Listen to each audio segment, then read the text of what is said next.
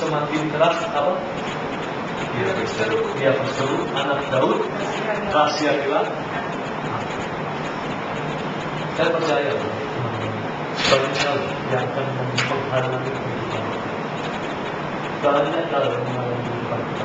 Apakah itu kita mengalami kejadian?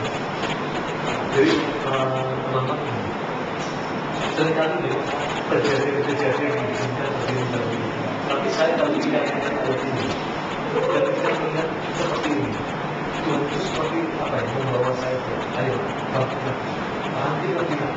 Jangan tak boleh bilang. Jangan lihat dirimu. Kalau lihat diri kita semakin hari semakin jatuh. Kenapa? Karena diri kita penuh dengan ketakutan, diri kita penuh dengan kelemahan dan sebagainya. Jangan lihatlah. Lihat. Banyak orang yang bilang, tapi bagaimana dengan Yesus? Ya, lalu ini luar biasa. Lalu Yesus berhenti. Siapa yang menghentikan Yesus? Orang banyak atau tidak kelihatan seorang satu orang manusia? Loh, berarti hebat ya? Seseorang yang punya hati dengan kerinduan harus lebih lagi dengan Tuhan itu bisa menghentikan Yesus itu. Dan dia melihat dia akan mendatangi seorang tersebut.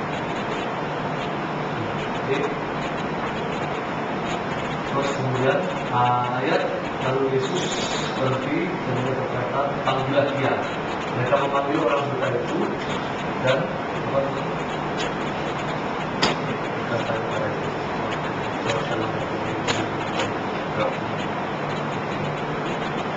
Ayat 50. Ayat 50. Apa yang dilakukan Bartimeus? Menandakan juga. Kira-kira apa sih arti jubah itu? Apa dia jubah yang dia maksud jubah orang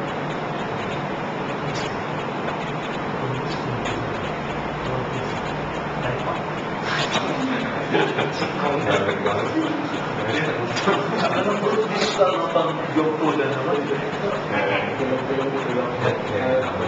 Kira-kira jubah itu menambah kita mendatangi Yesus.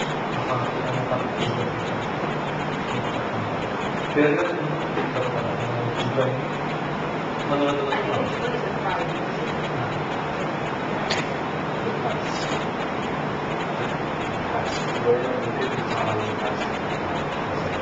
masa lalu.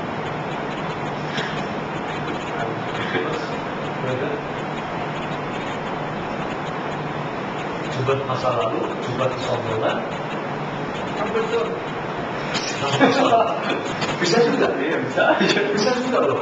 Penulis itu ada daerah spesial yang nggak boleh orang dan muda. Daerah sini, daerah ini.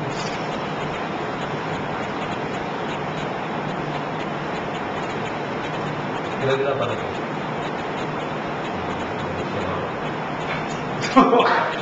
Old man. Manusia lemah seperti apa? Kehidupan lama. Oke, kalau teman-teman melihat jubah ini ditanggalkan, berarti kira-kira apa yang ada di pikiran Bartimeus?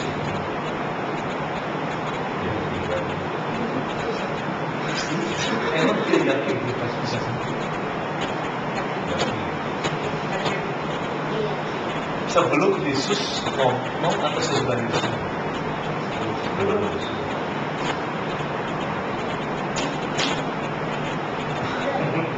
Oke, terus kemudian dia menanggalkan jubahnya, dia segera berdiri dan mendapatkan Yesus.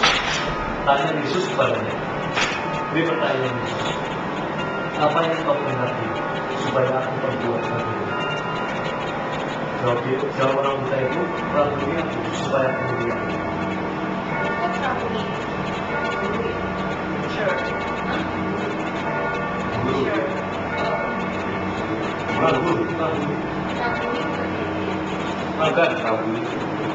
Rabuni boleh.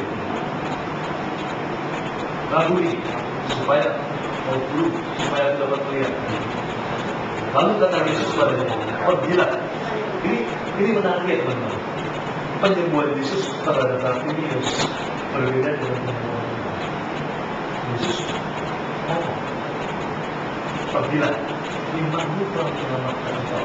Jadi Yesus tidak mencep-cep matanya si buta, mencep-cep, tapi dia pergilah, imanmu telah menyelamatkan engkau. Pada saat itu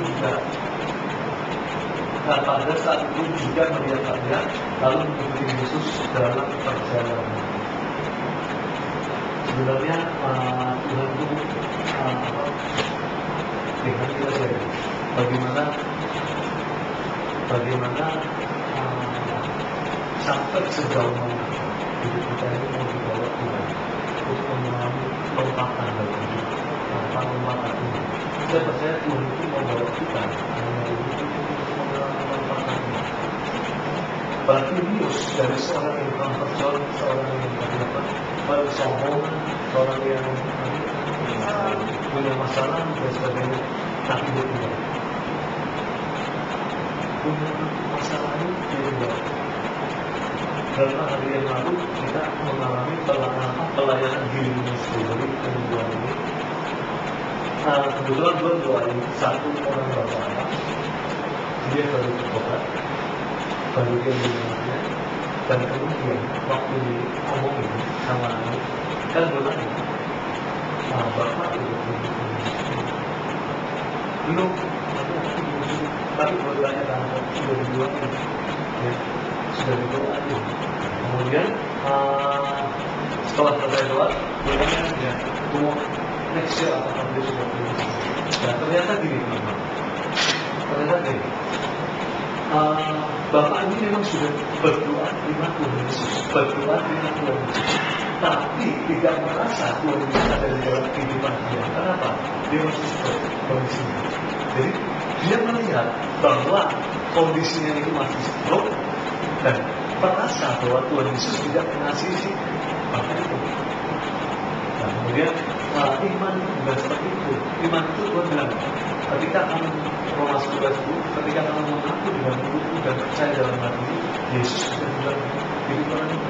Dan ini pengalaman sebenarnya, ada ya, gue juga baru ada orang seperti itu. Iman Tuhan Yesus baru menyadarkan kita ternyata bahwa seringkali kita melihat dari hal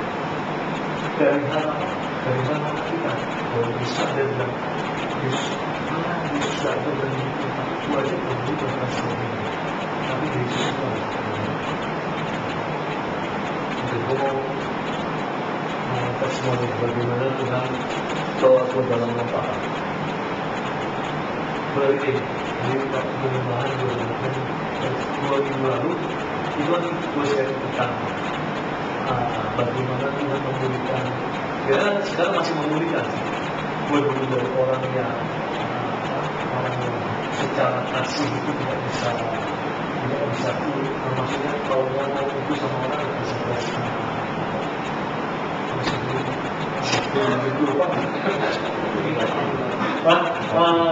Kasih gue itu gini sekali. Bukan sombong. Kasih gue itu gini sekali. Apa?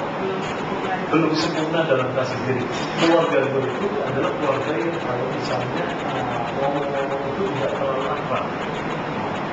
Hanya sekedar kalau mengasihi itu dalam bentuk barang. Jadi tidak ada arus komunikasi yang baik. Arus komunikasinya itu dengan barang-barang dan sebagainya. Ya. Jadi komunikasi antara bapak dan anak tidak ada. Dan itu menyebabkan banyaknya faktor itu terjadi dalam hubungan sesama teman, dalam hubungan dengan kamu juga untuk seperti itu, dalam hubungan semua orang, pasangan, merasa terlukai.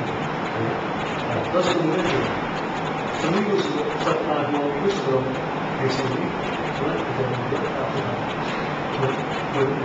sampai satu kejadian. Ini udah terima Tuhan, udah biasa sampai 11 tahun terima Tuhan. Kemudian dari tahun 97, tapi pada ada area 2 bulan secara kasih itu cara kasih itu gini. Jadi kalau ngomong sama orang, memang sekarang laki-laki ya, sekarang ngomong sama orang itu gak bisa kayak ini, cair sekali gitu ya. Nah, terus tapi suatu saat gue mulai evakuat karena waktu itu dari tutup, kemudian gue lupa bawa yang dia habis itu bersih.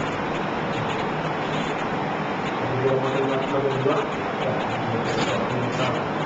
Terus gue lupa malamnya, gue masih lupa tentang kasih itu sabar dan sebagainya. Kemarin komponen lingkungan itu begini, itu ada kebiasaan hari Jumat ya, itu kita ada sesuatu keluarga, jadi kita mengundang keluarga besar semua. Dan di situ saudara pokoknya gue itu memang diharuskan untuk saksi untuk memulai di antara semua anggota keluarga dan sebagainya.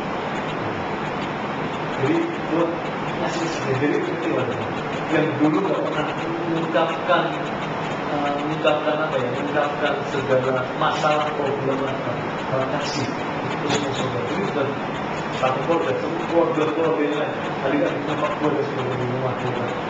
Ini ada persoalan karena itu karena kita merasa bahwa itu hal itu buat kepentingan keluarga besar dan ada satu kata-kata yang pertama yang sebenarnya pengakuan. Kenapa gue harus buat? Apa tadi harus itu? Kenapa harus gue tadi? Kenapa harus ya?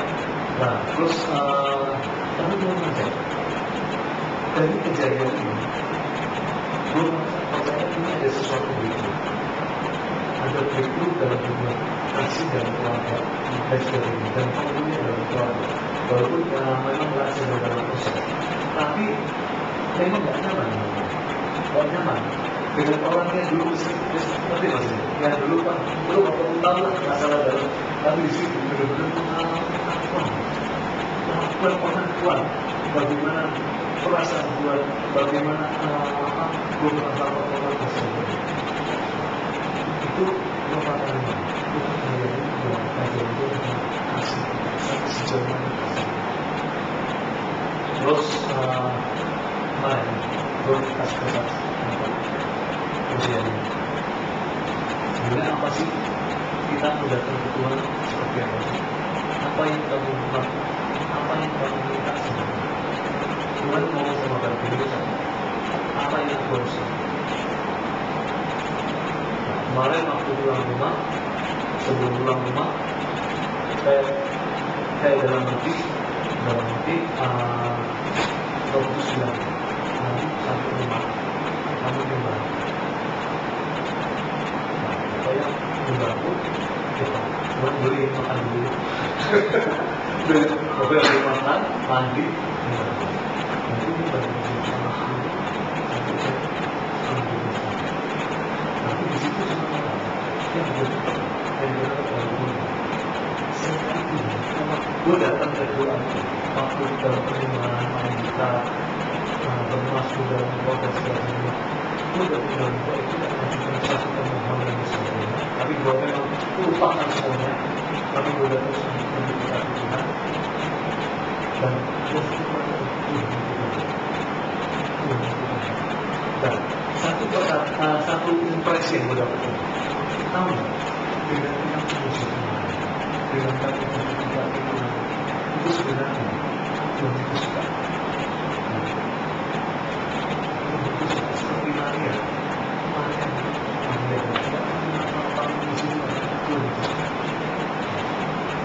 Bapak kita seri bagaimana dengan kabar semua dan kemudian kira-kira dari permenungan Bartimius tadi harapan apa yang ingin harapan apa yang ingin